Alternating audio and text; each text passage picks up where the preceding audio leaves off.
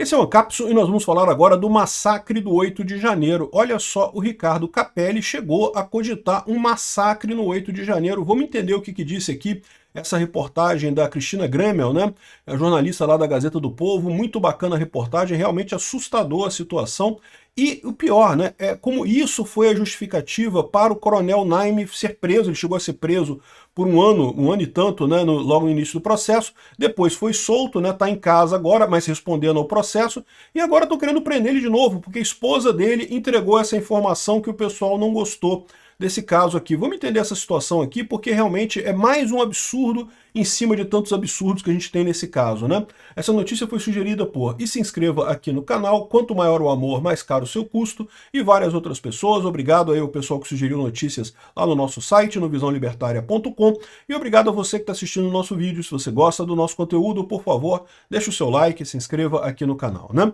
Pois bem, a denúncia foi que no dia 8/1 houve uma ordem da PM para usar munição letal, né? Olha só, eu assisti a entrevista da moça, da Mariana Naime, e a minha interpretação não foi essa não, não chegou a ser dada a ordem, mas houve a autorização para usar munição letal e havia um incentivo para que ele fizesse isso, então não houve propriamente uma ordem para usar. Mas não deixa de ser um absurdo, né? Usar munição letal contra a população é uma coisa que, pô, só chinês fez isso lá na Praça da Praia Celestial, e outros regimes totalitários fazem isso aí pelo mundo, né? E o incentivo para ele usar esse negócio é demonstrado até pelo fato dele ter sido preso depois, porque supostamente ele foi preso depois porque o Ricardo Capelli teria reclamado que ele foi muito mole na contenção das pessoas no dia 8 de janeiro, né? Vamos entender que, pô, realmente a coisa é absurda, tá? A entrevista dela tá aqui nesse vídeo, é só você procurar lá no canal do Gazeta do Povo, tem a entrevista inteira da moça aqui com a Cristina Gremel, e aí explica a coisa toda. Mas eu vou contar para vocês essa história, porque isso aqui não é novo, tá? Essa entrevista dela com a Cristina Gremel aconteceu, na verdade, no dia 25 de agosto. Tá aqui no Instagram da Cristina Gremel e também da própria menina lá, da Mariana Naime. As duas têm essa entrevista e justamente ela deu essa entrevista naquela ocasião. E nessa ocasião ela teria dito exatamente isso, né? Que o Coronel Naime, ele não tinha nada a ver com nada, ele estava de folga no dia, estava em casa, na casa dele, e aí o pessoal pediu socorro, porque olha só, invadiram a Praça dos Três Poderes aqui, coisa e tal, tá dando uma confusão danada em Brasília, por favor, ajude a gente a conter esse negócio, né? E aí o Coronel Naime, para ajudar a coisa toda, né, pegou e foi lá, botou a farda dele, saiu de casa e coisa e tal, no horário de folga dele, e foi lá para ajudar na eventual ação, né?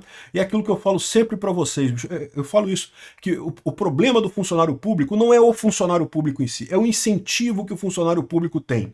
É o que eu falo sempre para vocês, o funcionário público tem todo o incentivo para não fazer nada. Se você não fizer nada, você não pode ser demitido.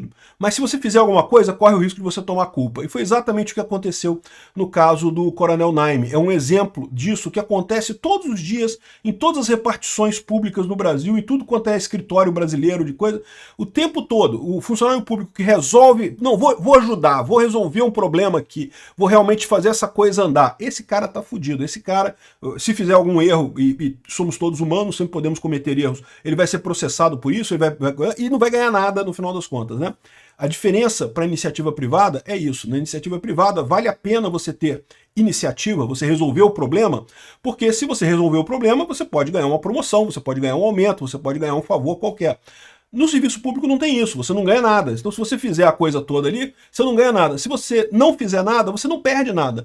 E não tem o risco de ser processado por alguma coisa. Então, se o Coronel Naime tivesse ligado e falado, olha só, vou não, tô aqui em casa, é minha folga hoje, eu tô aqui no batizado do cachorro do meu primo, e tô aqui, não posso sair agora, e tenho um compromisso muito urgente depois, tem o casamento da cachorra, da tia, da prima do meu vizinho, e enfim, não posso ir agora, né? Tivesse ele falado isso, estava hoje em dia tranquilo com o carguinho dele, sem problema nenhum, sem estar respondendo a nada. É o problema da administração pública. Mas enfim, o cara foi lá para resolver a situação, né? E aí estava fazendo toda coisa. Quando ele chegou na esplanada, já estava tudo invadido, tudo quebrado, o problema já tinha acontecido. O que ele ajudou foi justamente no manejamento para tirar as pessoas ali dos prédios públicos, né? Prendeu algumas pessoas, outras foram retiradas em direção lá ao acampamento lá do pessoal lá no quartel lá em Brasília. E havia, sim, alguma resistência dessas pessoas. Muitos não queriam sair, coisa e tal. Mas a polícia foi devagarzinho empurrando eles, né? E aí, o que ela conta é que, em determinado momento, estava o Coronel Naime e o Ricardo Capelli, que foi nomeado interventor naquele momento. Lembra? No mesmo dia 8, né? Enquanto estava acontecendo a coisa toda, o Alexandre de Moraes determinou a intervenção no Distrito Federal, suspendeu o mandato do Ibanez Rocha e não sei o que lá, e decretou a intervenção e nomeou o Ricardo Capelli como interventor. O Ricardo Capelli era, na ocasião, secretário do Flávio Dino, muito próximo ao Flávio Dino, inclusive, né? Então ele já estava, no dia 8 mesmo, no final da coisa toda, o Ricardo Capelli já estava comandando tudo.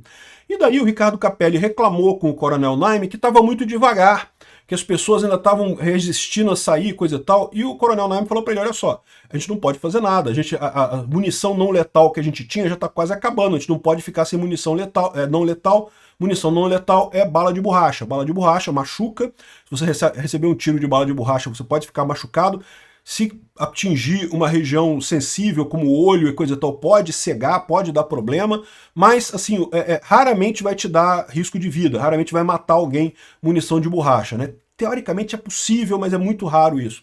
Então, e mesmo isso, essa munição não letal, estava acabando. Então qual que era a preocupação dele? O que ele falou? Não, eu tenho que ir devagar para ir afastando o pessoal para justamente evitar confronto mais sério. Se a gente começar a fazer confronto direto com esse povo, eles voltarem a atacar, a gente não vai ter munição não letal para responder com isso daqui. Ao que o Capelli tinha falado, você tem ordem para usar munição letal, pode atirar. Veja, ele não deu ordem para fazer isso, ele disse que ele deu autorização para fazer isso. Há uma diferença nessas duas coisas, né? Então, é importante ressaltar esse ponto. O Ricardo Capelli deu autorização. É um absurdo também, porque você autorizar a polícia a fazer um negócio desse é algo totalmente sem sentido, uma coisa que pode levar a uma tragédia. Não fosse o Coronel Naime uma pessoa centrada, uma pessoa pacífica, uma pessoa ordeira, uma pessoa que queria resolver o problema e não outra coisa, poderia ter resultado uma tragédia nisso daí, porque vocês sabem, a maior parte dos policiais são pessoas honestas, que querem resolver, mas tem sádico na polícia também, tá? Tem gente que tem traços de sadismo na polícia, infelizmente. E daí, fosse ele uma dessas pessoas, teria aproveitar, tô autorizado a usar munição não letal, pronto, fuzila todo mundo, manda todo mundo pra vala. Isso seria uma tragédia enorme, seria uma mancha ainda maior na coisa toda, né? Enfim, e parece que depois disso, o Ricardo Capelli várias vezes ficou reclamando, pô, mas estamos devagar, tem que dar um jeito, vai lá. Ou seja, em momento algum ele mandou o cara dar tiro nas pessoas, mas ele autorizou o cara dar tiro nas pessoas e ficou reclamando que ele não estava indo rápido o suficiente, que o pessoal estava demorando a sair, não sei o que lá.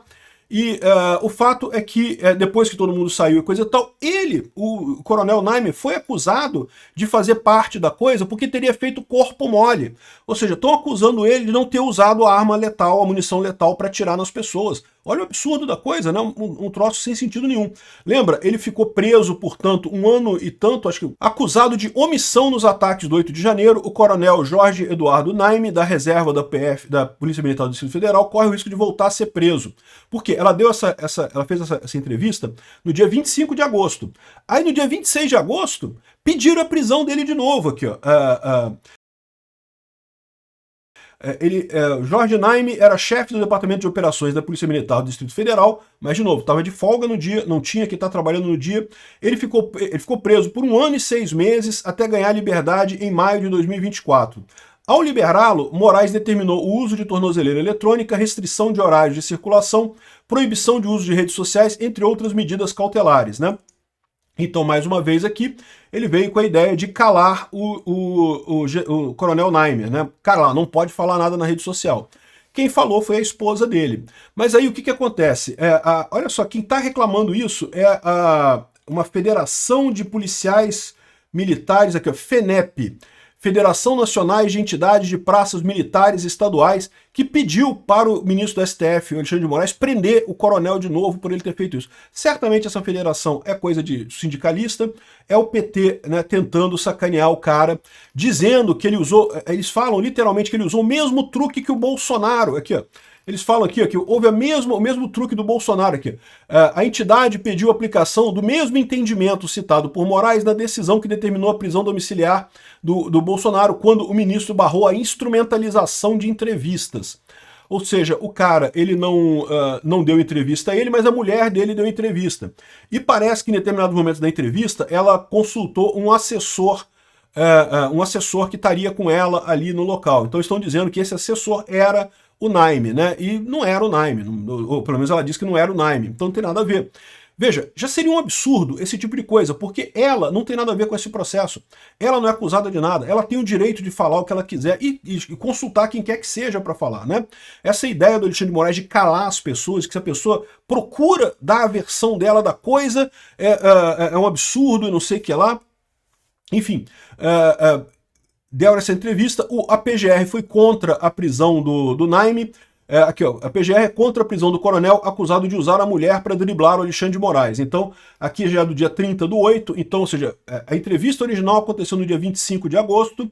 No dia 26, os sindicatos de policiais lá entraram com uma representação no STF, que eu nem sei se eles podem fazer isso, porque eu entendo que isso seria típico do PGR, né, da Procuradoria-Geral da República. Não faz sentido sindicatos pedirem prisão de pessoas, mas ultimamente aqui no Brasil virou festa, né? Qualquer esquerdista pede qualquer coisa para o STF. Eu não sei que gancho que esse pessoal tem lá no STF, que é o Lindbergh Farias, é o Randolph Rodrigues, é sindicato, qualquer um pede as coisas lá no STF, o STF obedece, né? Então, pediram essa prisão dele. Por enquanto, o Moraes não se decidiu se prende o cara ou não. Agora, olha os dois absurdos dessa história, né? O absurdo número 1, a história que o cara tá contando, porque realmente faz todo sentido, no final das contas, o Capelli ter ordenado esse tipo de coisa e o cara não quis usar munição letal, o que faz todo o sentido do mundo, no final das contas, né?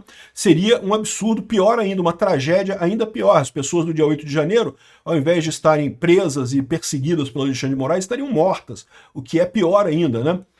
Agora, no final das contas, ele foi pra cadeia exatamente por isso. O cara não era pra estar lá, não tinha responsabilidade de estar lá, foi lá pra ajudar e ajudou, e realmente resolveu o problema, né?